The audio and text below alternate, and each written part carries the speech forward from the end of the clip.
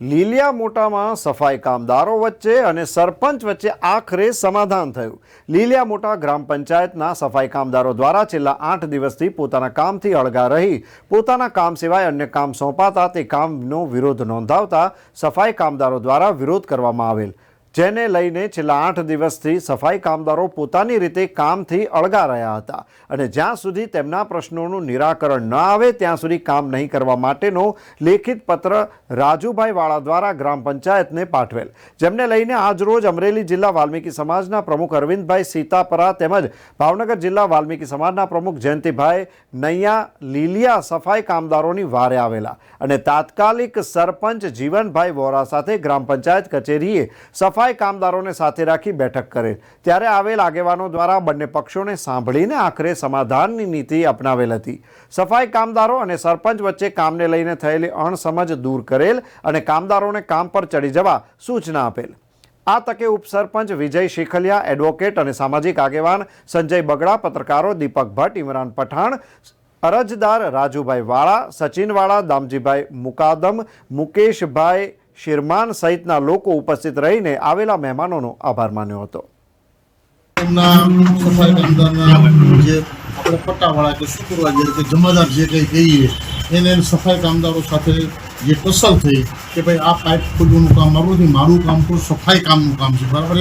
એટલે પટ્ટાવાળા ભાઈ જે હોય એને સરપંચને ફોન કર્યો એટલે સરપંચે એમ કીધું કે ભાઈ ન કરે તો જવા દો, એટલે છૂટા કરવાની વાત નથી, પણ એક હવામાન એક ઊભું થયું કે જેના કારણે ખોટી રૂમર ઊભી થઈ અને છૂટા કરી દીધા।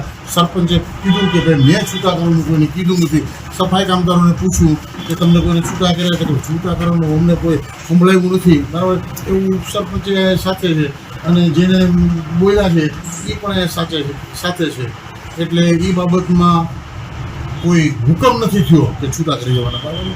અચ્છા, આપણે જે અત્યારે લેખિતમાં તમે દેવા આવ્યા છો એમાં પણ એવો ઉલ્લેખ કરેલો છે કે સરપંચ દ્વારા છૂટા કરવામાં આવ્યા છે, એવો મુદ્દો મેં વાંચ્યો છે। એ ઉપરાંત સરપંચ દ્વારા અન્ય બીજી પણ કામગીરી સફાઈ કામદારોને સોંપવામાં આવે છે। સફાઈ કામદારને છૂટા કરવાની એક વાત રૂમરમાં છે, અફવા છે, બરાબર। લખ્યું હશે બરાબર છે, પણ સફાઈ કામદાર અન્ય કામ નહીં કરે એ હવે શેખલિયા સાહેબ સરપંચ અને એમના જે સફાઈ કામદારના જે મુકાદમ છે મુકાદમની રૂબરૂમાં એ વાતનો પ્રશ્ન હલ થઈ ગયો। તો હવે જે સરપંચ સાથે તમે વાત કરી, લાસ્ટમાં શું મુદ્દા ઉપર ચર્ચા થઈ અને શું એનું સોલ્યુશન?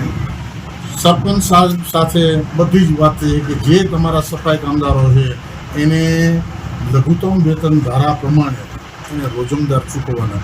આની પાસે કોઈ સેટઅપ નથી, સેટઅપના માણસો જેટલા હતા એ બધા નિવૃત્ત થઈ ગયા અને અત્યારે જે કોઈ કામગીરી કરે છે એ કામગીરી માત્ર ને માત્ર રોજમદાર તરીકે કામ કરે છે। એટલે આપણે એમને કીધું કે ભાઈ તમારા ટીડીઓને પૂછો, તમારા વિકાસ અધિકારી, ડેપ્યુટી વિકાસ અધિકારી પગાર અને મહેકમ એને તમે પૂછી અને તમે નક્કી કરો, એટલે તમારું જે કંઈ થતું હશે એ તમને મહેકમની રીતે અને વહીવટની દ્રષ્ટિએ એને લઘુત્તમ વેતન ધારો ચૂકવવાનું થશે, એને હુકમ થશે।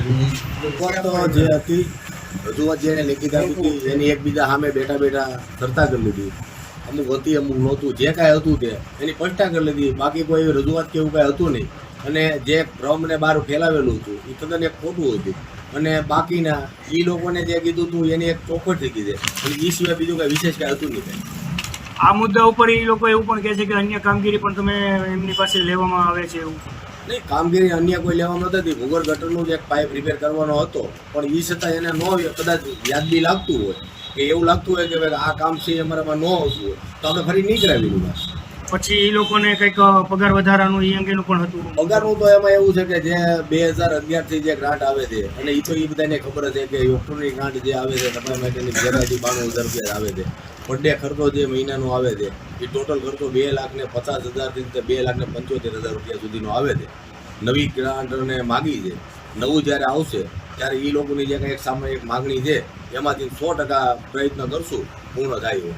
હવે અંતમાં બધા જે કંઈ પ્રશ્નો છે એને કેટલું તમે ફોકસ આપો છો કે જે કંઈ ઉચ્ચ કક્ષાએ તમારે રજૂઆત કરવાની આવતી હોય, જેમ કે સેટઅપ મુજબની જગ્યાની જે ગ્રાન્ટ વધારો છે એ અંગે તમે કેટલા યોગ્ય થાવ છો? સેટઅપ અંગેની જાહેરાત કરવામાં કે જે માગણી કરી છે એ કરવામાં કાંઈ વાંધો નથી, એની પાછળનું બીજા ઘણા કારણો છે। એટલે એ લોકો એમાં એગ્રી છે કે ભાઈ શક્ય બને ત્યાં સુધી સરકારમાંથી થાય ત્યાં સુધી કરાવશું અમે।